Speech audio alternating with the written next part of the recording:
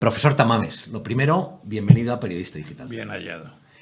Y lo segundo, usted que ha vivido tanto, que ha hecho tantas cosas, padre de la Constitución, aquella temporada en la cárcel de Carabanchel por malo, tantos libros, estructura económica de España, tantas cosas, ¿cómo ve en este momento nuestro país? ¿Cómo lo ve? Pues lo veo con una visión de que estamos gobernados de manera mediocre, sin tener en cuenta las capacidades y las posibilidades de un país como España, que son muchas. Y en su entorno internacional hay un menosprecio de lo que es esa relación de la hispanidad, la lengua, 600 millones de hispanohablantes. Eso tiene un valor inconmensurable. No lo tiene ni Inglaterra, si quiere, porque hay más de 600 millones de anglohablantes, pero no de lengua propia permanente en su tierra. Y se puede decir que los franceses, ya lo decía Mitterrand, el español, el inglés, y se despedía del francés, ¿no?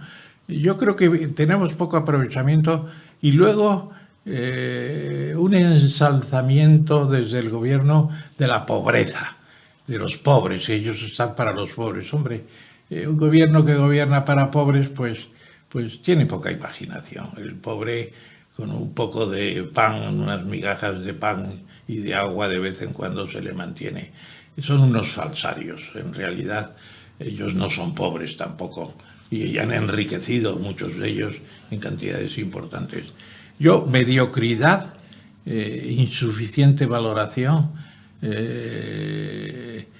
falta de imaginación, eso es lo que noto en este gobierno. En este gobierno y ha contagiado a la sociedad. A la sociedad española, al conjunto de la sociedad española. Contagiada. Porque hacía usted una referencia al español en el mundo, al español en los dos hemisferios, la Constitución de Cádiz, todo este tipo de cosas, pero ni siquiera en la península, ni siquiera en España Bueno, hay una especie de pérdida de identidad nacional. Yo estoy leyendo ahora una novela de Cercas que se llama la Independencia y es sobre la situación en Barcelona desde un punto de vista de la serie negra, aunque yo creo que la serie negra Cercas no sabe muy exactamente lo que es, pero el libro es interesante y lo que hay es una situación, dice un catalán que no es independiente de joven, es una pena, sigue siéndolo de mayor, es una desgracia. Claro, pues esa es la situación. Son cínicos con la patria. Quieren tener una patria catalana, la tienen a medias y no saben lo que es la patria española globalmente, incluidos catalanes, vascos, gallegos y tutti frutti. En política concreta, ¿usted cree que si hay elecciones, el actual gobierno, Pedro Sánchez y el PSOE, caen o no? Yo creo que sí, en principio, pero hay un peligro, que es el desgaste de la figura de Feijóo. Feijóo es demasiado abierto, está dando demasiadas facilidades al enemigo para que le ataquen y eso es malo. Yo creo que tendría que ser un poco más perverso. Tampoco Rajoy era perverso, no. Era bromista, era con sentido del humor. Yo creo que Rajoy no aprovechó ni el 50% de sus posibilidades. Pero es más político Feijóo que era Rajoy, ¿eh? Más... Sí, más responsable seguramente de una administración que funciona mejor. La administración gallega, a pesar de todo, ha funcionado bastante bien. Sí, cuatro mayorías. La crisis es el tema del día, es el tema del año, constantemente la crisis. ¿Qué tipo de crisis tenemos? ¿Qué profundidad tiene? ¿Y cuánto durará? Yo creo que es una crisis en gran parte de aburrimiento. Hay un aburrimiento general. Es decir, este gobierno no sabe lanzar ideas de desarrollo, de creación, de nuevos modelos. Lo decía antes en relación con los hispanos, la hispanidad, la lengua, el idioma, pero se puede decir de muchas cosas. Por ejemplo, el ecoturismo en España Lo que tenemos es prodigioso, lo que se ha hecho en pocos años por la iniciativa privada. El Estado no ha puesto ni un duro, y tenemos una cosa fantástica. Luego el desarrollo cultural, de conservación arqueológica, monumental, es prodigioso. Pregúntale a Peridis lo que se hace en España de conservación monumental, es prodigioso, pero es sector privado exclusivamente. Yo creo que tenemos una sensación de aburrimiento, de no tener grandes proyectos. España tendría que estar construyendo buques de crucero de gran talla, como los hicimos en tiempos.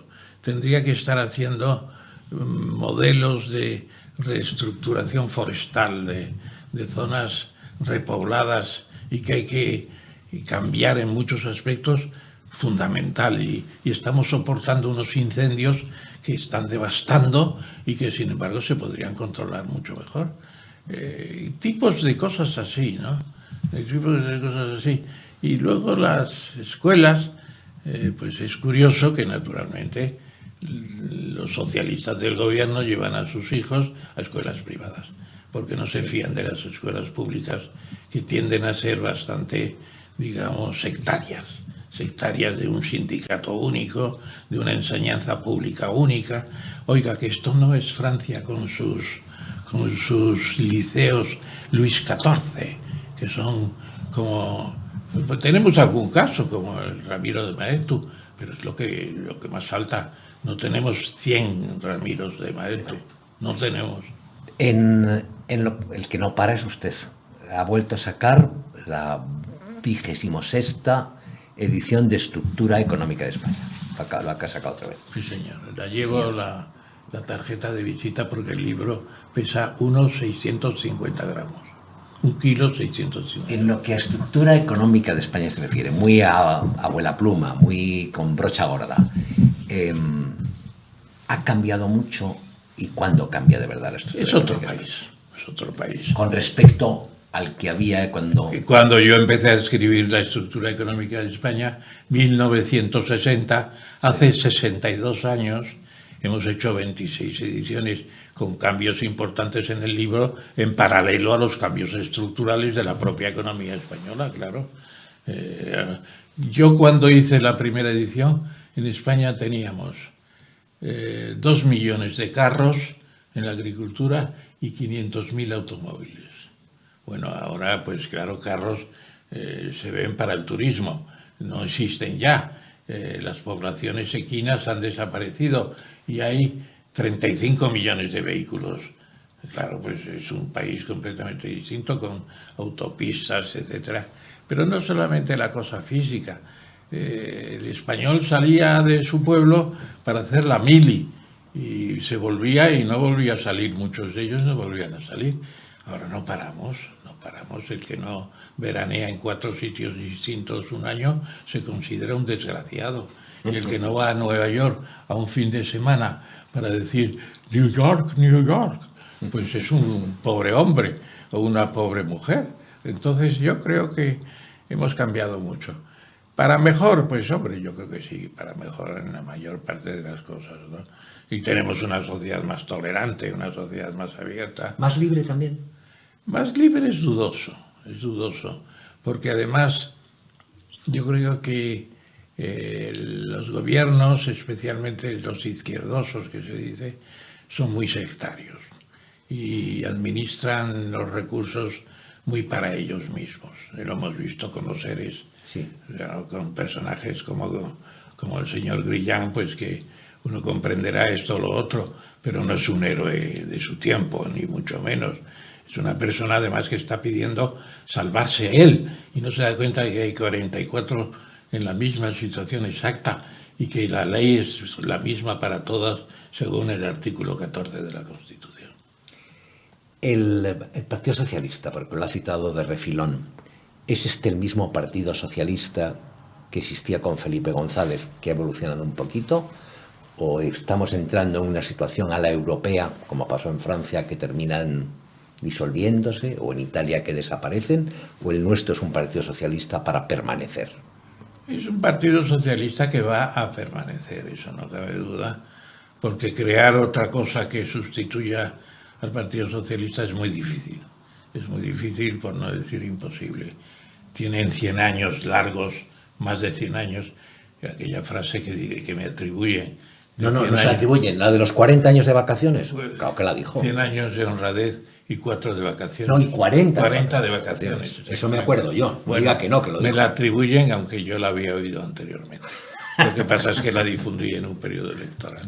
Entonces, yo creo que el Partido Socialista, con sus cambios, con sus personajes, con sus Felipes, sus Rodríguez Zapateros, etcétera, etcétera, sus Sánchez, tan distintos unos de otros, va a perdurar, cayendo, subiendo, bajando, gobernando. El bipartidismo está volviendo, y yo creo que eso no es bueno ni malo, es natural, es una cosa natural. Lo que hay es, yo creo que un partido que no busca una mejora cualitativa de la población, que los españoles sean más sabios. Se está haciendo un sondeo sobre la guerra civil. Es impresionante, nadie sabe lo que pasó. No sé, me recuerda aquella prueba que estábamos haciendo para contratar a unos secretarios o secretarias, no digo el sexo, y yo hacía una pregunta al final de historia y preguntaba, por ejemplo, ¿quién era Godoy? Y me contestaron, fue un rey godo. Y luego pregunté, ¿y Azaña? Dice, un guerrillero de la independencia. Y dije, ¿tiene usted una cultura onomatopéyica? Si sabe lo que es onomatopéyico. Pero cuando ha dicho lo de la guerra civil, es normal que mucha gente joven, porque si no lo estudias, y después se ha utilizado como arma política temas que son del siglo pasado, no del siglo pasado. Franco es un personaje que nace en el 19. Pero fíjese usted que hace los crucigramas, yo hago el crucigrama de La Vanguardia todos los días, de Jordi Fortuny, le decimos en Madrid, Fortuño allí. Bueno, pues raro es el mes en que no sale el general Lee o el general Grant de la Guerra de Secesión. Nunca ha salido Miaja, ni se acuerdan del campesino, ni se acuerdan de quién más, pues Lister. De Lister o del general Rojo, o Vicente Rojo. O Mola, que ya no tiene ni calle. Nada. ¿Por qué? Porque nadie sabe nada de eso. Ya. Es impresionante. Usted dice Guadalajara y nadie se acuerda de recitar aquellos versos de Miguel Hernández que dice: rumorosa provincia de colmenas, la patria del panal estremecido por la batalla. Qué bonito. Usted sigue muy activo y siempre ha sido un personaje que ha hecho muchas cosas. Tiene un proyecto ahora de hacer estructura económica de algunos países americanos. Sí, de la República Dominicana para empezar, y tenemos una especie de precontrato para México. México es importante. Muy importante.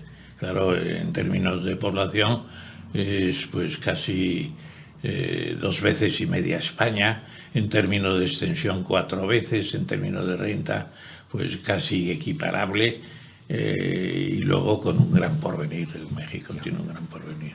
Para concluir, sobre todo si desaparece pronto, no digo físicamente, ojalá que viva muchos años, AMLO, con su señora alemana indigenista. Es un presidente nefasto, el presidente de México. Es mi opinión. Y la visión que tiene de España, de los españoles, de la conquista, del descubrimiento, de lo que se quiera, es penoso. En este libro he hablado mucho de la cuestión. La mitad del mundo que fue España. Sí, la mitad del mundo, según el Tratado de Tordesillas, sí. El reparto de los portugueses y los españoles. Y nos correspondió la mitad, con la particularidad de que el territorio portugués se conocía desde Alejandro Magno, por la ruta de la seda, etcétera, etcétera, y el territorio español era un continente desconocido, América, y un océano ignorado, el Pacífico. Impresionante. Impresionante, y eso se ocupó en 80 años. Lo que había tardado 800 años la reconquista, un territorio pequeño, en 80 años. ¿Qué impulso tuvieron los españoles? Pío Baroja, un hombre tan frío para estas cosas, decía: éramos quijotescos, ahora no somos nada. Voy a utilizar eso en el titular de esta entrevista. Y para concluir, hay guerra en Europa, que es paradójico porque uno ha sido educado en la convicción de que no era posible la repetición en continente europeo de cierto tipo de barbaries. ¿Va a durar mucho esta guerra entre Ucrania y Rusia? ¿Y cómo va a concluir? Pues yo creo que ya no puede durar mucho. No puede durar mucho porque estamos entrando en la escena final, el intento de incorporar esos territorios en repúblicas que después de... Hombre, ¿por qué no aprenden a decir referendos? Sí. Que es como dice la academia, referendos y no referéndums, que es machacar el latín y el español. Bueno, pues a través de los referendos quieren consolidar eso, vamos a ver si lo consiguen, porque quizá llega demasiado tarde. Rusia está en muy malas condiciones, puede haber un día un cambio de Putin inesperado, de 3 generales que se ponen de acuerdo, este hombre ya no nos sirve. Vamos a devolver hasta Crimea. Va a pasar, puede pasar. Y entonces, ¿qué habrá? Pues la gran frustración de Rusia, a la que se ha tratado muy mal desde que cambió la Unión Soviética. A Gorbachov le trataron muy mal, es verdad. Y luego vino Putin y deterioró todo el proyecto de democratización y lo ha convertido aquello en una vía, una retrovía a Stalin, y eso no es bueno. Yo creo que Putin tiene que desaparecer en no más de un año. Complicado. ¿China? ¿Cómo? Porque tiene usted un libro, hace 6 años escribió un libro... De ese no he traído fotocopia. Ya lo he visto, pero un libro que tuvo un enorme impacto, en el que, igual que hace 35 o 40 años se decía Japón número uno, y se veía Japón como que tenía la fórmula mágica para tener éxito económico, y no ha sido así. Al final, con China, hace 6 años, usted pronosticó muchas cosas de lo que iba a ser. China va a ser la primera superpotencia en el siglo XXI. Desde luego, yo creo que tiene fijada fecha, además. El año 2021 se ha celebrado el centenario de la creación del Partido Comunista de China. Y el año 2049 se celebra el centenario de la República Popular. Y entonces yo creo que para esa época tendrán una situación pues de 1,5 veces, incluso podría llegar hasta el doble de renta, no per cápita, de renta nacional en China respecto a Estados Unidos. Sería una gran potencia ya. Estados Unidos puede conservar durante mucho tiempo ventajas tecnológicas y ventajas en el área de la defensa, de la guerra, pero China está avanzando en todo lo demás, incluso en tecnología también, en mecánica cuántica están por delante de Estados Unidos.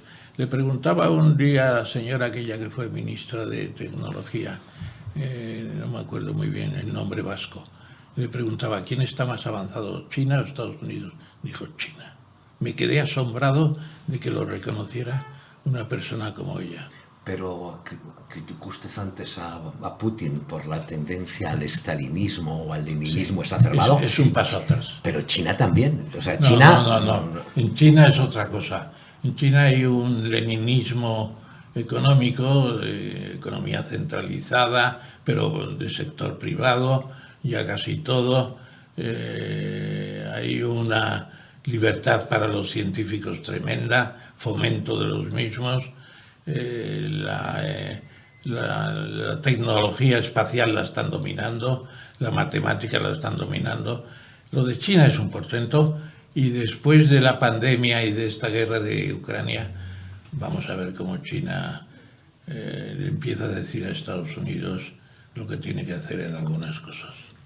Muchísimas gracias, profesor Tamames. Ha sido un enorme placer. El placer ha sido mío.